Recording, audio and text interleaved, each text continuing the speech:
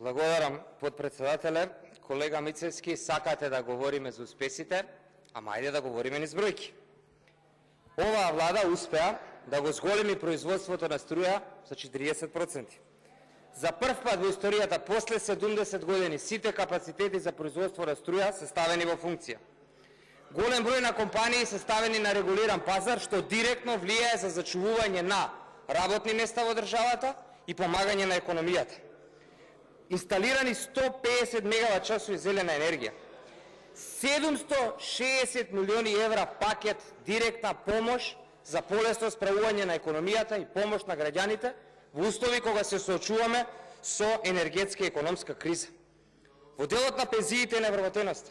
Невработеноста дојде на рекордно ниво под 15%, секако согласно со сите кризи со кои што се соочувавме. Во вашето 11 годишно владење знаеме дека беше 24.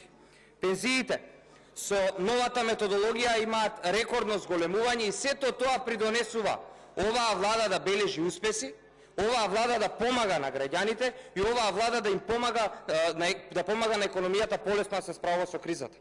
Започнавме преговори со Европска унија, нешто што им го должиме на граѓаните. И сите овие се успеси на оваа влада и ќе си пукнете од мака што во 11 години барем нешто од ова не го направивте. Кога збориме за успеси, често е да кажете, и вие сте како партија една година локална власт во 40 на општини, да кажете и вие што направивте. Освен тоа што се фативте со рацете во медот и тоа што сакате да ги задолжите општините за партиски вработувања, ама апсолутно ништо друго не видовме. Така да, колега Мицевски, кога ќе излезете од говорници и ќе изфрлате паушални обвинувања, честно е низ бројки да се каже што се направи. Една година локална власт не направивте ништо. Ветувавте се и се што, а една година потфрлање и разочарување од вашите кадри од ВМРО ДПМН. Така да, кога ќе водиме дебата, добро е да водиме низ бројки, добро е да водиме низ аргументи и да кажеме што сме направиле и што очекуваме да се направи. Така да, оваа влада е силно посветена на справување со последиците од кризите.